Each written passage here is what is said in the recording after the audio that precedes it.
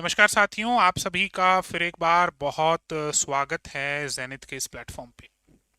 दोस्तों, अगर आप भी आरपीएससी के किसी भी एग्ज़ाम की तैयारी कर रहे हैं और करंट अफेयर अगर आप प्रिपेयर करके नहीं जाते हैं तो यूँ मानकर चलिएगा कि आपने अपनी तैयारी का एक बहुत बड़ा हिस्सा जो है वो खराब कर लिया है। करंट अफेयर में से बहुत से क्वेश्चंस आते हैं। हम आज से आरपीएससी स्पेशल करंट अफेयर्स की एक क्लासेस शुरू कर रहे हैं। आज हमारी पहली क्लास है। तकरीबन 10 से 15 क्लासेस में हम आपके लगभग सभी करंट अफेयर्स को कवर करने वाले हैं। तो 10 से 15 क्लासेस तक डटे रहिएगा, करंट अफेयर्स को नोट करते रहिएगा, अपने आप को अपडेट करते रहिएगा, क्योंकि करंट अफेयर्स पे अगर आपने पकड़ अच्छी कर ली तो आपकी एग्ज़ाम बहुत आसानी से क्रैक हो सकती है। दोस्तों, क्लास को शुरू करने से पहले आपसे एक छोटी सी रिक्वेस्ट है। अब चूंकि ये करंट अफेयर्स की क्लास है तो नो डाउट नोट्स तो ऑलरेडी आपके एप्लीकेशन पे मिल जाएंगे, आपको पीडीएफ मिल जाएगा, टेलीग्राम चैनल पे भी आपको इसका पीडीएफ मिल जाएगा। बट मेरी हम्बल रिक्वेस्ट आप सभी से यही है कि आप जितना हो सके, जितना पॉसिबल हो, पेन पेपर लेकर बैठें और नोट्स को साथ साथ लिखते चलें। आप साथ में लिखेंगे, चीज़ें याद होंगी, एक बेहतर तरीके से आपके हैंड रिटन नोट्स तैयार हो जाएंगे। और एक स्टूडेंट की जो सबसे बड़ी प्रॉपर्टी होती है वो उसके खुद के हैंड रिटन नोट्स होते हैं। प्रिंटेड नोट्स और हैंड रिटन नोट्स में वास्तव में बहुत फर्क होता है। तो मैं उम्मीद करता हूं आप मेरी इस रिक्वेस्ट को जरूर मानेंगे और साथ में नोट करते चलेंगे। चलिए, तो टॉपिक वाइज शुरू करेंगे, अलग अलग टॉपिक्स लेंगे। जैसे हमारा आज का जो टॉपिक है वो है रीसेंट डेवलपमेंट प्रोग्राम्स इन राजस्थान। आप आरपीएससी 2026 की तैयारी कर रहे हैं तो राजस्थान में जो अभी विकास के हालिया कार्यक्रम हुए हैं, कोई योजना आई है या फिर कोई स्कीम आई है या फिर कोई भी कार्यक्रम, कोई शिविर लगा है, डेवलपमेंट से रिलेटेड जो भी घटनाक्रम हुआ है पिछले 6-7 महीने के अंतराल में, उन पे चर्चा करेंगे। तो चलिए शुरुआत करते हैं। हेडिंग डालिएगा आज की, रीसेंट डेवलपमेंट प्रोग्राम्स इन राजस्थान। हिंदी में आप लिख सकते हैं राजस्थान में नवीन विकास कार्यक्रम कौन कौन से हैं, उन पे बात करते हैं। देखो, सबसे पहली योजना, कार्यक्रम कह लो, योजना कह लो, इसमें ज्यादा उलझना मत। हमें डेटा और फैक्ट से मतलब है, वो ज्यादा इंपॉर्टेंट है। तो बहुत ध्यान से देखना, बहुत ध्यान से समझना और बहुत ध्यान से पढ़ना और बहुत ध्यान से नोट करना। सबसे पहले हम बात करेंगे गांव ग्वाला योजना के विषय में। अब भाई करंट अफेयर है तो इसी टाइप के क्वेश्चंस आपको देखने को मिलेंगे। गांव ग्वाला योजना बेसिकली जो ग्रामीण क्षेत्र है, जो खासकर पशुपालक वर्ग है, इन्हें रोजगार प्रदान करने के लिए एक स्कीम चलाई गई है, ये योजना चलाई गई है। इस योजना में होगा क्या कि हर गांव में एक गांव ग्वाला, एक ग्राम ग्वाला नियुक्त किया जाएगा। वो पशुपालकों की, कृषकों की गायों को सुबह अपने साथ लेकर जाएगा और जो गोचर भूमि है चराएगा दिन भर और शाम को वापस उनको लौटा देगा।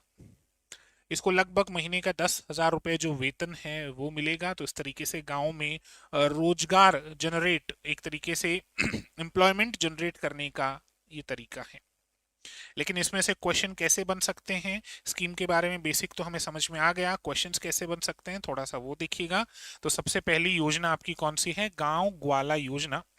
गांव में ग्वाला नियुक्त करेगी सरकार और 10,000 वेतन होगा। वेतन थोड़ा सा नोट करिएगा, वेतन पे से क्वेश्चन पूछा जा सकता है, कितना वेतन होगा? तो अभी के लिए 10,000 रुपए वेतन बताया गया है। और ये वेतन कौन देगा? तो ग्राम पंचायत देगी। अभी बात करेंगे ग्राम पंचायत कैसे देगी इस वेतन को, सारी डिटेल्स में अभी चर्चा करेंगे। तो गांव में ग्वाला नियुक्त करेगी सरकार और 10,000 रुपए होगा वेतन। चलिए देखिएगा, सबसे पहला पॉइंट तो यहां से आता है कि ये जो योजना है ये बनाई क्यों गई है। तो सबसे पहला पॉइंट नोट कीजिएगा, गोवंश का संरक्षण करना। एक तो इसका उद्देश्य है गोवंश का संरक्षण करना, ठीक है, गोवंश का संरक्षण करना ये तो मुख्य उद्देश्य है ही है। प्लस जो चारागाह है या जो गोचर भूमि है को अतिक्रमण से मुक्त करवाना।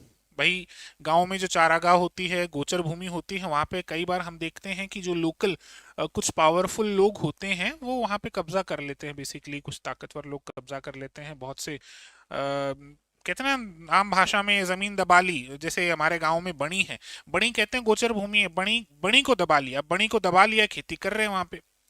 तो इस तरीके से क्या हो रहा है कि गोचर भूमि को एक तरीके से कब्जाया जा रहा है, तो ये भी एक समाधान इससे निकलेगा। तो जो गोचर भूमि को दबाया जाता है, गोचर भूमि को कब्जाया जाता है, उसके अतिक्रमण से मुक्त करवाने के लिए, भाई जो ग्वाले हैं वो गायों को चराने जाएंगे तो सारी चीजें ऑन रिकॉर्ड होंगी, तो ये सब कुछ भी यहाँ देखने को मिलेगा। गांव ग्वाला सुबह गायों को चराने ले जाएगा और शाम को मालिकों को सौंप देगा। तो सुबह तो ले जाएगा उनके पास से और शाम को मालिकों को वापस गायों को रिटर्न कर देगा। ठीक है, तो ये ऐसी एक योजना चलाई जा रही है। अब बात करते हैं इसका शुभारंभ कब हुआ। तो देखिएगा इसका शुभारंभ 22 फरवरी 2026 को हुआ। इंपॉर्टेंट है, कोई भी योजना कब लागू होती है, कब शुरू होती है, ये जरूर क्वेश्चन पूछा जा सकता है। तो शुभारंभ 22 फरवरी, देखिएगा यहाँ पे आपको एक तस्वीर नजर आएगी, भव्य शुभारंभ 22 फरवरी 2026 को आपको देखने को मिला। प्रारंभकर्ता कौन है, तो मदन दिलावर जी हैं। ठीक है, प्रारंभकर्ता कौन, मदन दिलावर जी हैं। और संत सानिध्य किसका मिला है सर, कौन संत है, तो श्री श्री 108 जगत गुरु श्री राम दयाल जी महाराज, ये संत सानिध्य हैं, मतलब इनके सानिध्य में इस योजना को शुरू किया गया है। अब यहाँ मैं एक इंपॉर्टेंट पॉइंट आप सभी को कह दूं कि जो मदन दिलावर जी का नाम है ये जरूर इंपॉर्टेंट हो जाता है यहाँ पे, क्योंकि बहुत सी योजनाएं ऐसी होती हैं जिनको मुख्यमंत्री जी शुरू करते हैं, लेकिन इस योजना को मुख्यमंत्री जी ने शुरू नहीं किया। तो ये नाम इंपॉर्टेंट हो जाता है, क्योंकि बच्चे यही सोचते हैं कि कोई भी योजना किसने शुरू की तो मुख्यमंत्री जी का नाम डाल दो उसमें, यहां ऐसा नहीं है। तो ये थोड़ा सा इंपॉर्टेंट हो जाता है। प्रारंभकर्ता जो है वो मदन दिलावर है, नोट कीजिएगा। ठीक है, और कहां पे हुई, तो देखो गांव खेड़ली कहाँ है, खेड़ली नाम से गांव है, ग्राम खेड़ली। और ये खेड़ली गांव कहाँ है, ये खेड़ली गांव है सर कोटा में। कहां पर है ये गांव, ये खेड़ली गांव है कोटा में। तो ये ध्यान रखना, खेड़ली गांव से शुरुआत हुई इसकी, रामगंज मंडी, और जिला कहाँ, जिला कौन सा, जिला कोटा। तो प्रारंभ स्थान भी आपसे पूछा जा सकता है, ये भी आपको ध्यान रखना है। चलिए आगे बात करते हैं। देखिए प्रथम चरण में कहां से शुरुआत की गई है, प्रथम चरण में 14 गांव में 14 गांव ग्वाले नियुक्त किए गए हैं। यानी जो इसका प्रथम चरण था इसमें 14 गांव में 14 गांव ग्वाले नियुक्त किए गए, यानी हर एक गांव में एक गांव ग्वाला नियुक्त किया गया। ये क्या करेगा, गायों को लेकर जाएगा, चराएगा और शाम को वापस लेकर आएगा। लेकिन सर भविष्य की योजना भी है, ऐसा थोड़ी कि यहीं पे रुक जाएंगे, भविष्य की योजना भी है। आगे चलकर ग्राम पंचायत स्तर पर गांव ग्वाले की नियुक्ति की जाएगी, मतलब प्रत्येक ग्राम पंचायत जो है वहां पे गांव ग्वाले की नियुक्ति की जाएगी। वेतन और पारिश्रमिकी कितना है, 10,000 रुपए प्रति माह, और ग्राम पंचायत द्वारा दिया जाएगा। तो ये वेतन और पारिश्रमिकी कौन देगा, ग्राम पंचायत ही देगी। और वेतन और पारिश्रमिकी कितना है सर, 10,000 रुपया प्रति महीना। तो थोड़ा सा ध्यान रखना, ये आपकी पहली योजना कंप्लीट होती है। हाँ, अगर भविष्य में गायों की संख्या बढ़ती है, गोवंश की संख्या बढ़ती है, तो ये भी थोड़ा सा ध्यान रखिएगा, यदि गायों की संख्या ज्यादा है तो एक से अधिक गांव ग्वाले नियुक्त किए जा सकते हैं। इससे ग्रामीण स्तर पर नए रोजगार का सृजन भी होगा। तो बेसिकली इससे रोजगार की जो समस्या है उसका भी समाधान किया जा रहा है। भाई नॉर्मली एक गांव पे एक गांव ग्वाला होगा, लेकिन अगर गायों की संख्या ज्यादा होती है तो गांव ग्वालों की जो संख्या है उसे बढ़ाया भी जाएगा। तो स्वाभाविक बात है, एम्प्लॉयमेंट जनरेट होगा, रोजगार का सृजन आपको देखने को मिलेगा। चलिए दूसरी योजना देखते हैं। दूसरी योजना काफी इंपॉर्टेंट है, बहुत ध्यान से सुनिएगा। योजना का नाम काफी बड़ा है और इसका अन्य नाम भी है, तो दोनों चीजें आपने ध्यान में रखनी है। देखो योजना का नाम क्या है, योजना या प्रोजेक्ट क्या है, Rajasthan agriculture carbon credit pilot project. देखो पहले तो इसको सारांश में समझते हैं, पहले तो इसका बेसिक समझते हैं कि प्रोजेक्ट है क्या। अभी किसान खेती करता है, तो खेती करते समय बहुत सी ऐसी क्रियाएं होती हैं कि कार्बन डाइऑक्साइड जो है वो हमारे पर्यावरण में रिलीज होता है। अब चूंकि भारत जो है वो पेरिस एग्रीमेंट का एक सदस्य है, और हमने हमारे कार्बन फुटप्रिंट को या फिर जो कार्बन रिलीज होता है इसको कम करने की वैसे भी एक विकल्प ले रखा है, एक संकल्प ले रखा है कि हमें जो कार्बन रिलीज है उसे कम करना है। तो ये जो प्रोजेक्ट है ये बेसिकली कृषकों के लिए है, और उनसे ये उम्मीद की जा रही है कि आप जब कृषि करें तो इस तरीके से करें कि जो कार्बन का उत्सर्जन है हमारे पर्यावरण में उसमें कमी आए। अब उसमें कमी जब आप लाएंगे तो आपको वित्तीय सहायता दी जाएगी, बेसिकली आपको क्रेडिट मिलेगा और उस क्रेडिट के आधार पर आपको वित्तीय सहायता मिलेगी। और चूंकि एक पायलट प्रोजेक्ट है, पायलट प्रोजेक्ट का मतलब होता है कि जो अभी बड़े स्तर पे लागू नहीं किया गया है, एक बार टेस्टिंग फेज में है, छोटे स्तर पे इसे लागू किया गया है। तो बहुत ध्यान से सुनना, Rajasthan agriculture carbon credit pilot project. अब सबसे पहली बात, इसका अन्य नाम क्या है, ये इंपॉर्टेंट बन सकता है, क्वेश्चन आ सकता है। अन्य नाम कृषि भूमि प्रबंधन कार्बन परियोजना। कृषि भूमि प्रबंधन कार्बन परियोजना, क्योंकि सीधी सी बात है कृषकों से संबंधित है। शुभारंभ कब हुआ इसका, तो 18 मार्च 2026 को हुआ। डेट थोड़ा सा ध्यान रख लेना, डेट में से क्वेश्चन पूछा जा सकता है। 18 मार्च 2026 को शुभारंभ होता है। उद्देश्य क्या है, किसानों को, उद्देश्य बहुत ध्यान से सुनना, किसानों को टिकाऊ कृषि पद्धतियों के माध्यम से कार्बन क्रेडिट अर्जित करके अतिरिक्त आय प्रदान करना। अभी देखो कार्बन क्रेडिट का मतलब क्या है, यहाँ कार्बन क्रेडिट क्या है, तो सर कार्बन क्रेडिट का मतलब हो गया कि किसान प्रति हेक्टर जो खेती करेंगे वहां जो कार्बन उत्सर्जन होगा अगर उसमें कमी आती है तो एक तरीके से उनको पैसा मिलेगा। पॉइंट्स मान सकते हो आप इसको, पॉइंट्स मान सकते हो कि भाई आपके पास इतने क्रेडिट हो गए, इतने पॉइंट्स हो गए, अब इसके बदले में आपको इतनी वित्तीय सहायता मिल जाएगी। तय सीमा से कम कार्बन उत्सर्जन करने पर किसानों को आर्थिक लाभ यानी कार्बन फाइनेंस जो है वो मिलेगा। अगर आप कम उत्सर्जन करते हो, जितनी सीमा है उससे कम उत्सर्जन करते हो तो आपको स्वाभाविक बात है लाभ मिलेगा। अच्छा, इसके लिए समझौता भी हुआ है। ये जो पायलट प्रोजेक्ट है ना, इसके लिए एक समझौता भी हुआ है, और समझौता किस किस के बीच में हुआ है थोड़ा ये ध्यान रखना। एक तो है राजस्थान कृषि विभाग, एक पक्षकार तो कौन सा है, राजस्थान कृषि विभाग। अब स्वाभाविक सी बात है, सिंपल सी बात है, कृषकों को लेकर ये प्रोजेक्ट है, खेती को लेकर प्रोजेक्ट है, तो राजस्थान कृषि विभाग तो आएगा ही आएगा ऑप्शन में। दूसरा है IORA ecological solution, IORA ecological solution, यहां से क्वेश्चन सर बिल्कुल बन सकता है, कोई गुंजाइश नहीं है कि यहां से स्किप हो जाए, बिल्कुल क्वेश्चन बन सकता है। इनके मध्य समझौता हुआ है।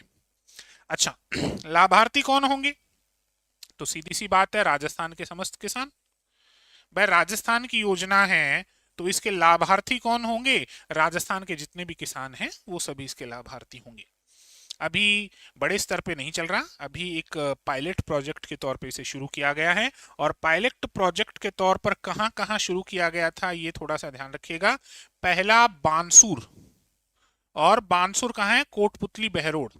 एक तो बानसूर में, ये महुआ लिखा हुआ है, ये दरअसल महुआ होना चाहिए, क्या होना चाहिए, महुआ, तो सही है महुआ। कोई बात नहीं, आप तो समझ लो, महुआ कह लो महुआ कह लो एक ही बात है।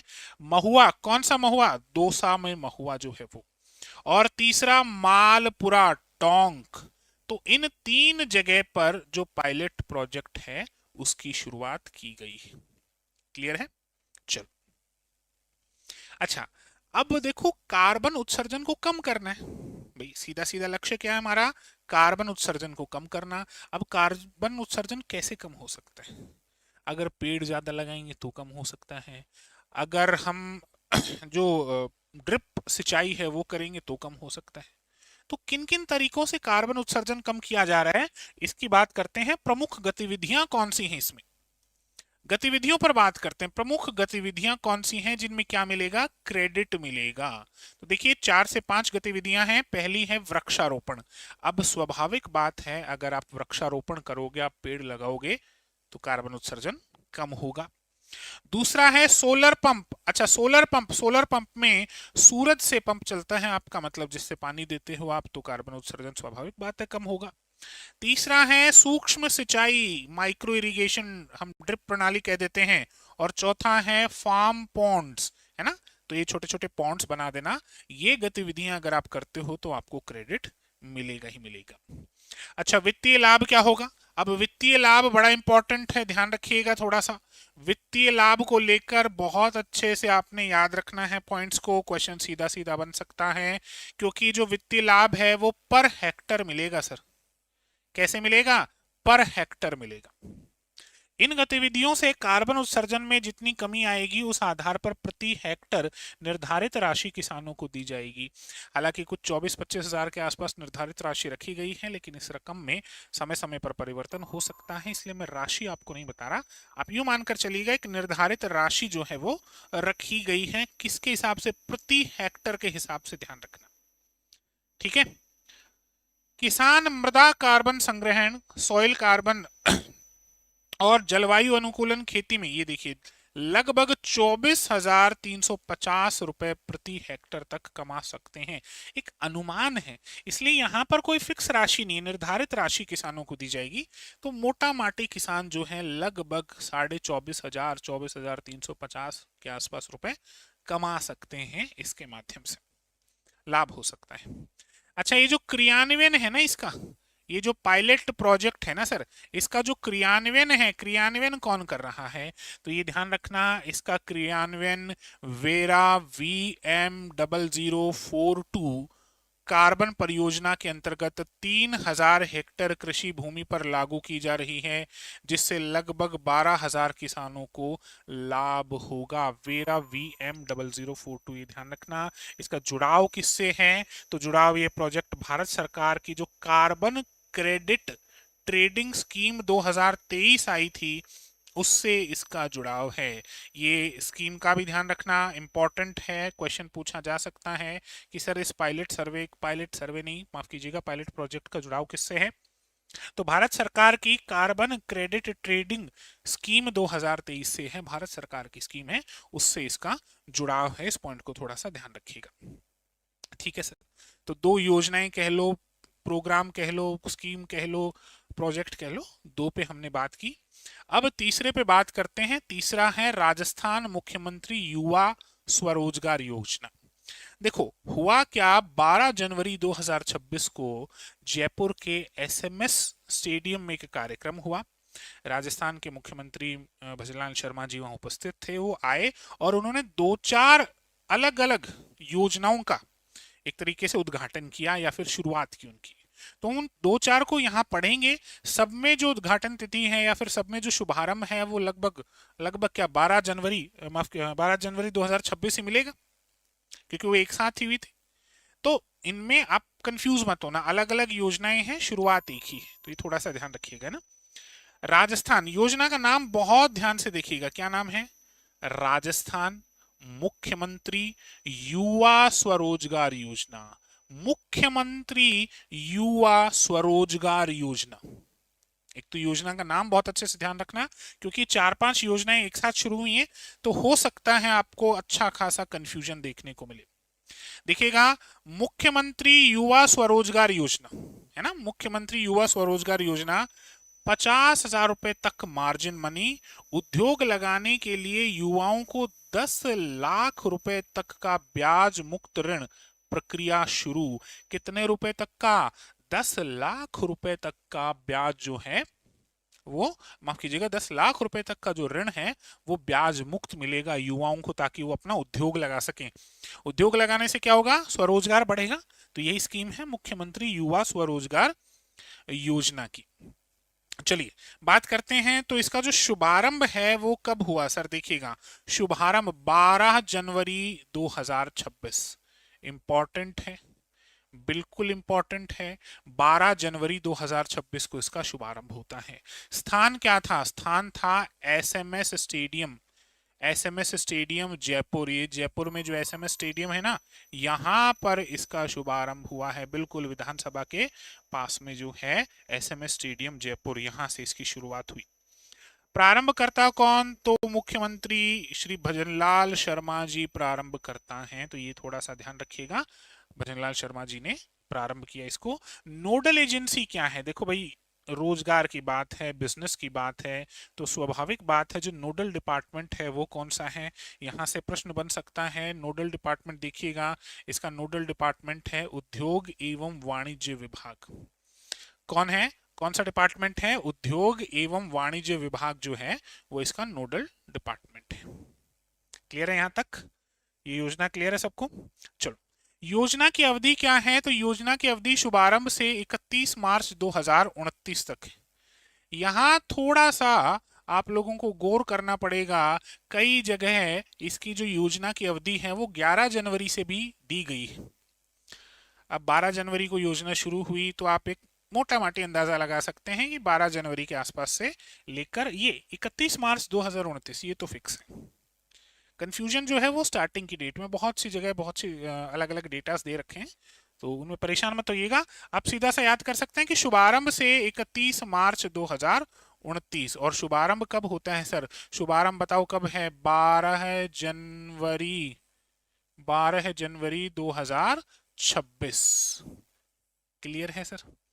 12 जनवरी 2026। लक्ष्य क्या है? तो लक्ष्य है 1 लाख युवाओं को आत्मनिर्भर बनाना, ये इसका लक्ष्य है।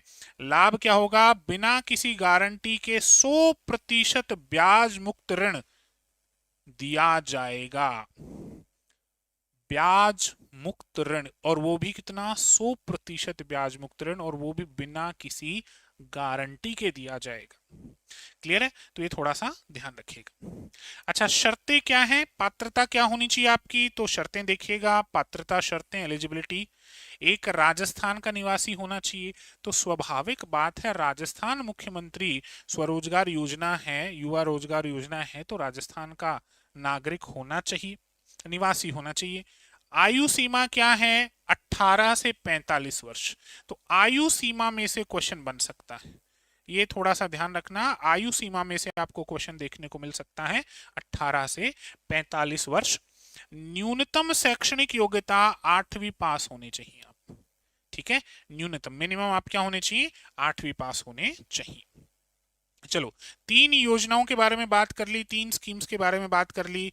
अब बढ़ते हैं चौथी योजना के विषय में। चौथी योजना के बारे में बात करते हैं, राजस्थान ग्राम उत्थान शिविर। ये योजना नहीं है सर, ये तो एक शिविर है, राजस्थान ग्राम उत्थान शिविर 2026।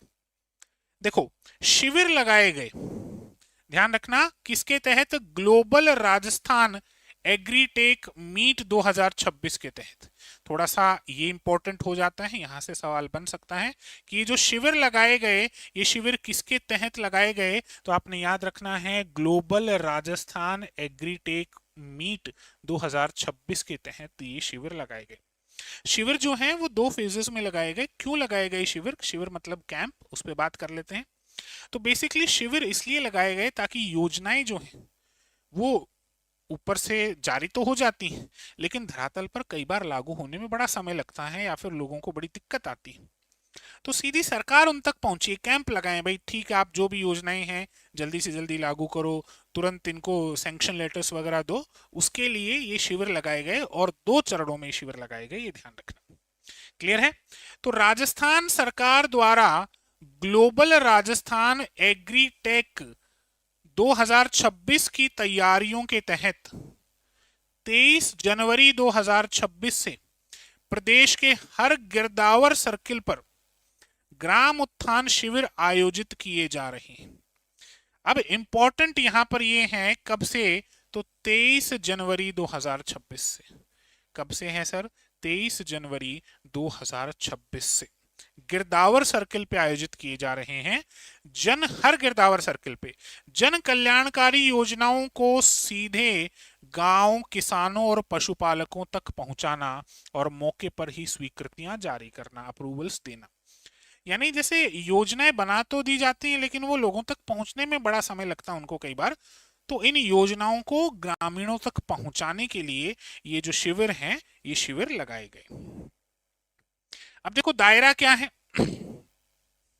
दायरा, प्रदेश के 2839 गिरदावर सर्किल्स, ये डेटा थोड़ा सा आप याद रख लेना, इंपॉर्टेंट है। 2839 गिरदावर सर्कल।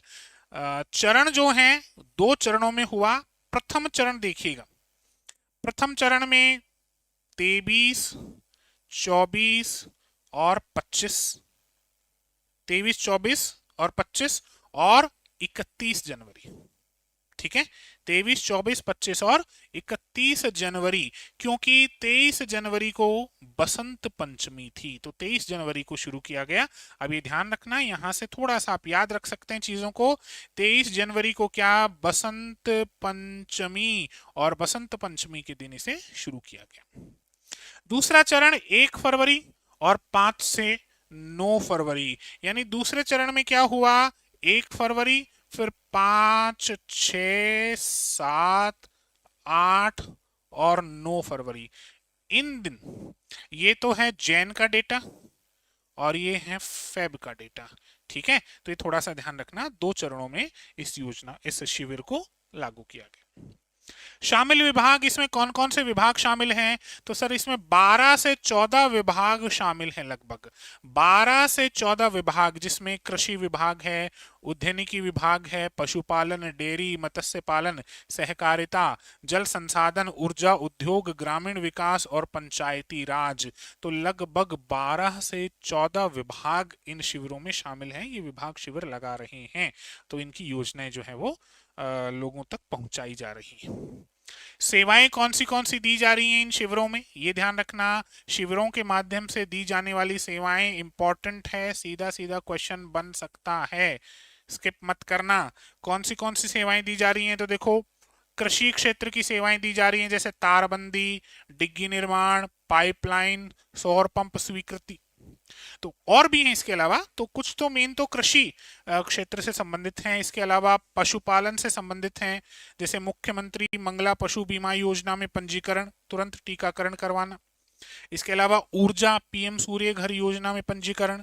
इसके अलावा ग्राम विकास, गृह प्रवेश, मतलब जो प्रधानमंत्री आवास योजना ग्रामीण है उसके तहत जो घर मिले हैं लोगों को, तो उनको दस्तावेज वगैरह देना, एक तरीके से उनको घर देना, घर सौंप देना, गृह प्रवेश करवा देना उनका, ये सभी चीजें इसमें शामिल है।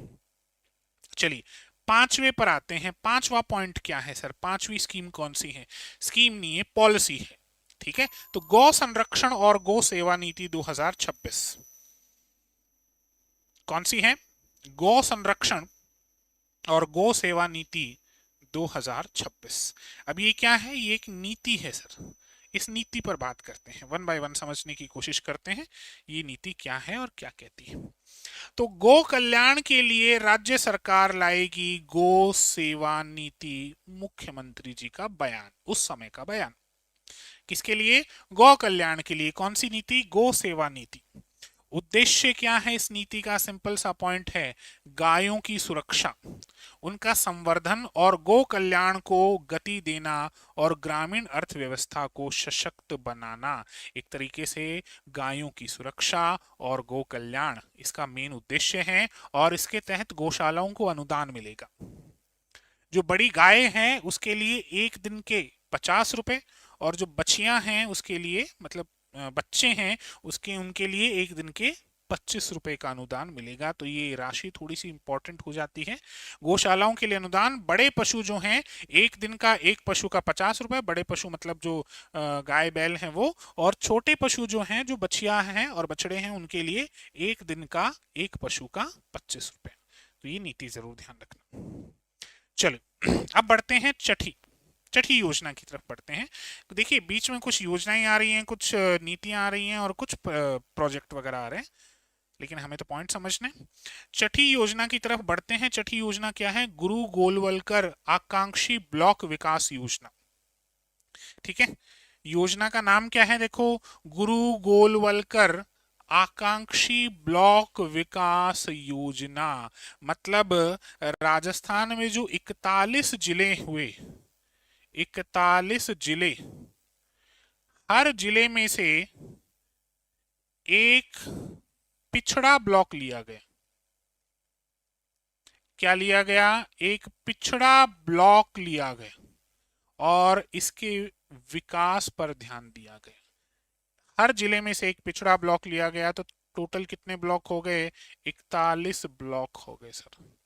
यानी 41 ब्लॉकों पर ये जो योजना है वो लागू है, ध्यान रखना।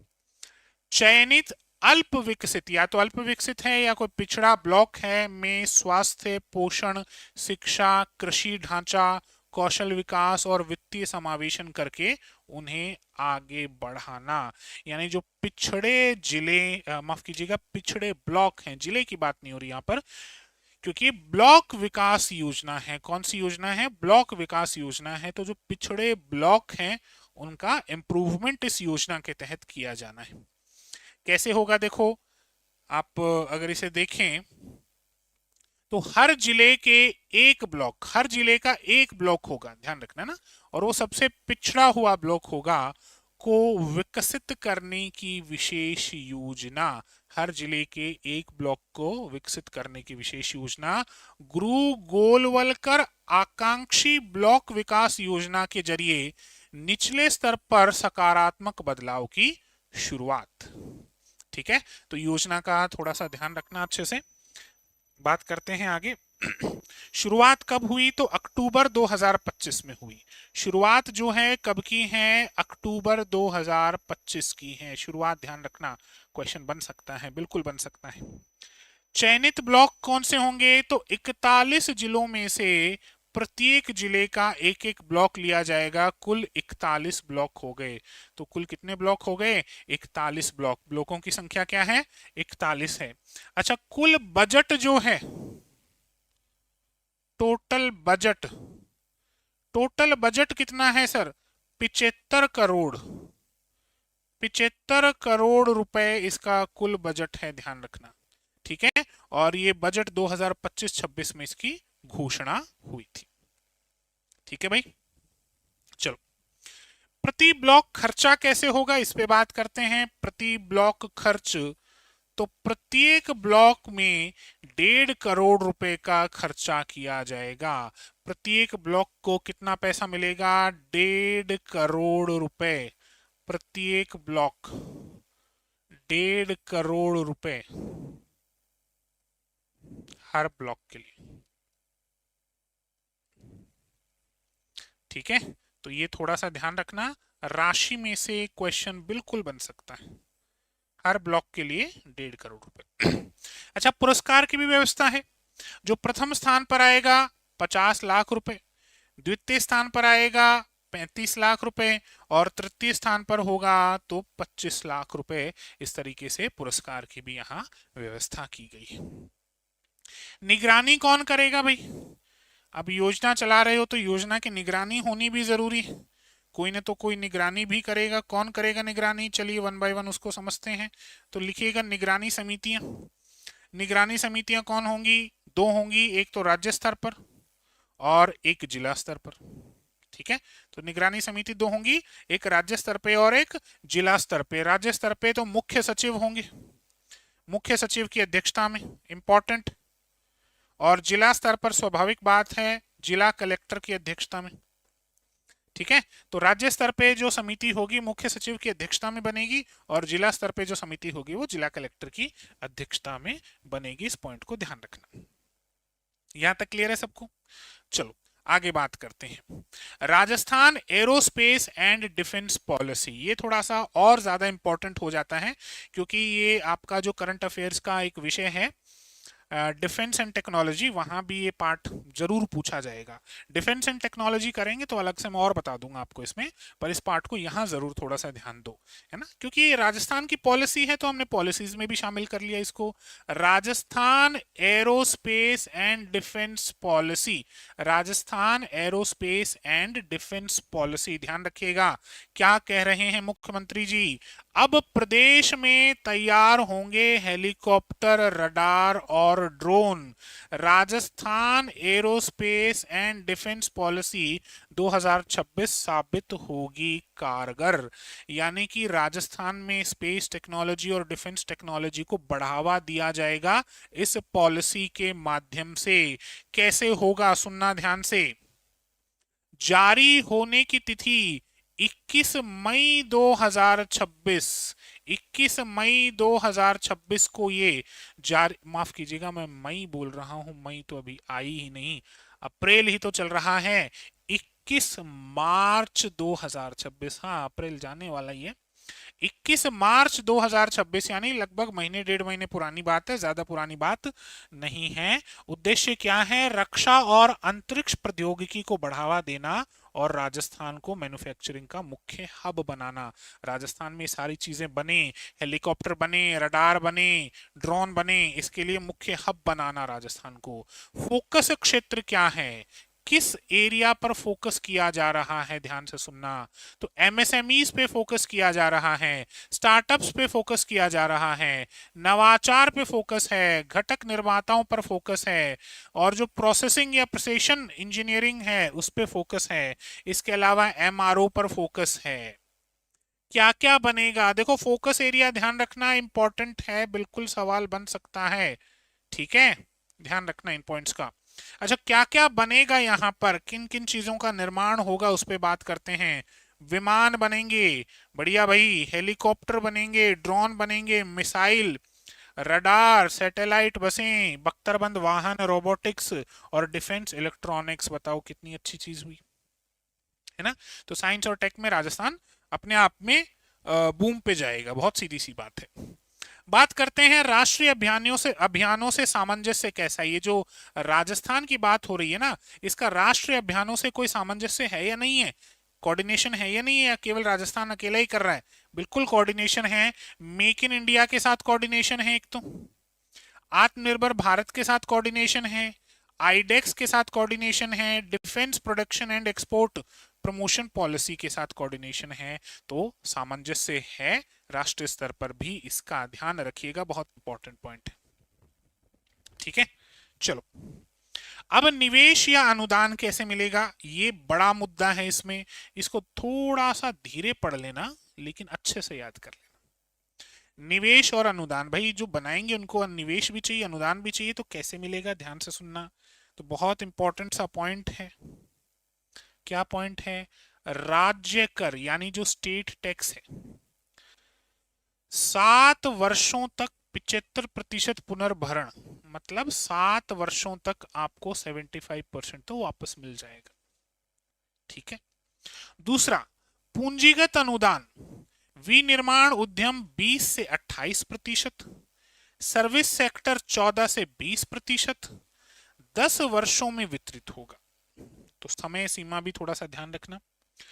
टर्नओवर लिंक्ड इंसेंटिव 1.5 से 2% 10 वर्षों तक वार्षिक किस्तों में मिलेगा, ठीक है। तो इनको थोड़ा सा अच्छे से नोट करिएगा। अच्छा, बूस्टर लाभ क्या है? तो सुनिएगा, एम्प्लॉयमेंट बूस्टर 10 से 15%, सनराइज बूस्टर 25% तक, एंकर बूस्टर 10% तक, और ट्रस्ट बूस्टर 20% तक। तो ये परसेंटेज भी थोड़ा सा आपके लिए एक इंपॉर्टेंट पॉइंट हो जाता है, ठीक तरीके से आप लोगों ने नोट करना है इसको। भूमि लाभ क्या होंगे? तो भूमि लाभ सुनिएगा, रिको से 10 वर्षों तक फ्लेक्सिबल लैंड पेमेंट मॉड्यूल पर भूमि मिल जाएगी। तो रिको से आपको भूमि मिल जाएगी 10 वर्षों तक, है ना, फ्लेक्सिबल मॉड्यूल पे भूमि मिल जाएगी, इंपॉर्टेंट बात है अपने आप में। विद्युत शुल्क 7 वर्षों तक 100% माफ, यानी 7 वर्षों तक आपको कोई विद्युत शुल्क नहीं देना होगा। मंडी बाजार शुल्क 7 वर्षों तक 100% माफ है। स्टाम्प ड्यूटी 75% छूट है, और 25% जो भर रहे हो उसका भी पुनर्भरण मिल जाएगा। यानी बताओ 7 सालों तक आपको बिजली और ये सारा शुल्क नहीं देना होगा। आठवें पॉइंट पे बढ़ते हैं, राजस्थान युवा नीति 2026। जैसे मैंने आपसे कहा था कि भजनलाल शर्मा जी आए थे जयपुर, और उन्होंने एक साथ कई आए थे, क्या जयपुर ही सही बात है, आए थे एसएमएस स्टेडियम, ये बोल लो, आए थे जयपुर बोलने की तो मैं थोड़ा ज्यादा ही बोल गया, एसएमएस स्टेडियम की बात है। युवाओं को केवल लाभार्थी के रूप में नहीं बल्कि जिम्मेदार नागरिक के रूप में तैयार करना है। स्वरोजगार के अवसरों के साथ रोजगार का सृजन करना है। राजस्थान युवा नीति 2026। शुभारंभ तो वही आपको मिलेगा, शुभारंभ 12 जनवरी 2026, सीधी सी बात है, इसमें कोई चेंज नहीं होगा। अच्छा, द्वारा किसके द्वारा किया गया, तो मुख्यमंत्री भजनलाल शर्मा जी के द्वारा किया गया, ठीक बात है। आयु वर्ग क्या है, तो आयु वर्ग 15 से 29 वर्ष है इस बार, ये ध्यान रखना, आयु वर्ग में बदलाव है और योजना का नाम पूछकर आयु वर्ग पूछ सकते हैं आपसे, वहां गड़बड़ा जाओगे ना, तो ये थोड़ा सा ध्यान रखना। अवधि क्या है, 2026 से 2031 तक, यानी इसकी जो ड्यूरेशन है वो 2026 से 2031 तक इसकी ड्यूरेशन है, इस पॉइंट को भी ध्यान में रखना आपको। नीति के 7 मुख्य स्तंभ या 7 पिलर्स हैं, ये जो नीति है युवा नीति, इसके 7 मुख्य स्तंभ हैं, कौन कौन से, शिक्षा और कौशल विकास, वन बाय वन लिखते चलो, शिक्षा और कौशल विकास, रोजगार और उद्यमिता, स्वास्थ्य और फिटनेस, शिक्षा और कौशल विकास, रोजगार और उद्यमिता, स्वास्थ्य और फिटनेस। इसके अलावा नेतृत्व और सामाजिक भागीदारी, सामाजिक न्याय और समान अवसर, सांस्कृतिक और खेल, पर्यावरण संरक्षण। तो ये इसके 7 स्तंभ हैं, 7 स्तंभ के नाम पूछे जा सकते हैं, नोट कर लीजिएगा,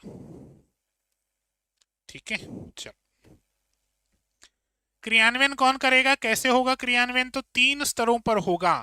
इस जो योजना है इसका क्रियान्वयन 3 स्तरों पर होगा, उच्च स्तरीय समिति होगी, राज्य स्तरीय टास्क फोर्स होगी और कोर कमेटी बनेगी। जो क्रियान्वयन है कितने स्तरों पर हो रहा है सर, 3 स्तरों पर हो रहा है, उच्च स्तरीय समिति, राज्य स्तरीय टास्क फोर्स और कोर कमेटी। चलो 9th देखते हैं, राजस्थान रोजगार नीति, ये भी उसी डेट की होगी, राजस्थान रोजगार नीति। अब राजस्थान रोजगार नीति क्या कहते हैं, सुनना ध्यान से। मुख्यमंत्री भजनलाल ने 1 लाख पदों का भर्ती कैलेंडर जारी किया। उन्होंने नवीन युवा नीति 2026 एवं राजस्थान रोजगार नीति 2026 को जारी किया। राजस्थान रोजगार नीति 2026 कब जारी हुई, 12 जनवरी 2026 को जारी हुई, तो ये डेट सेम वही डेट आएगी। प्राथमिक लक्ष्य क्या है, मार्च 2029 तक प्रदेश में 15 लाख रोजगार के अवसरों को सुलभ करना। कितना, 15 लाख, इसमें सरकारी और गैर सरकारी दोनों शामिल है, 15 लाख रोजगार की यहां बात हो रही है। उद्देश्य क्या है, युवाओं को केवल रोजगार प्राप्तकर्ता बनाने के बजाय रोजगार प्रदाता बनाना, यानी उनका कौशल विकास करना। अगर आप युवाओं में स्किल डेवलपमेंट कर देते हो तो अपने आप ही वो खुद भी रोजगार सृजन कर देंगे, बिजनेस शुरू कर लेंगे, तो स्किल डेवलपमेंट की बात हो रही है। मुख्य विशेषताएं क्या हैं इसकी, मुख्य विशेषताओं पर बात करते हैं। EMS 2.0 पोर्टल, इसके लिए पोर्टल है जो AI आधारित राजस्थान रोजगार पोर्टल की शुरुआत की गई है जिसमें, तो ये ध्यान रखना, ये जो पोर्टल है ये सर AI बेस्ड पोर्टल है। कैसा पोर्टल है, AI बेस्ड पोर्टल है, ध्यान रखिएगा। वित्तीय सहायता, तो रोजगार या स्वरोजगार स्थापित करने हेतु 10 लाख रुपए तक का ऋण मिलेगा, 10 लाख रुपए तक का ऋण स्वरोजगार स्थापित करने के लिए मिल जाएगा। तो ये मुख्य विशेषताएं भी आपको ध्यान रखनी है। और भाई देखो, कौशल विकास हो रही है, नवाचार होगा, कई चीजें होंगी, तो इसके लिए कुछ टेक्नो हब्स की आवश्यकता होगी। तो राजस्थान में 3 टेक्नो हब्स बनाए जाएंगे। राजस्थान में 3 नई जगह टेक्नो हब बनाए जाएंगे, एक अजमेर में बनेगा, एक भरतपुर में बनेगा और एक कोटा में बनेगा। तो ये टेक्नो हब कहाँ बनाए जाएंगे, यहां से भी क्वेश्चन पूछा जा सकता है, इस पॉइंट को भी आपने ध्यान में रखना पड़ेगा। चलिए, तो ये हमारा आज का सेशन रहा। करंट अफेयर्स की हमारी ये पहली क्लास थी जिसमें हमने सबसे पहले राजस्थान से संबंधित जो भी नवीन परियोजनाएं हैं उन पे बात की है। मैं उम्मीद करता हूँ ये सेशन आपको बहुत पसंद आया होगा, आप साथ के साथ नोट्स भी बना रहे होंगे। देखिए, ये चीज़ें सारी फैक्ट बेस्ड है, तो बहुत ज़्यादा डिस्कशन का इसमें कहीं गुंजाइश बचती नहीं है। बस मेरा काम ये है कि मैं आपको ऐसे ऐसे फैक्ट्स निकाल कर ला दूं ताकि आपके एग्जाम पॉइंट ऑफ व्यू से आपकी काफ़ी हेल्प हो जाए। तो चलिए, आज के सेशन को यहीं पे विराम देते हैं, मिलते हैं कल और करंट अफेयर्स के एक और सेशन का शुभारंभ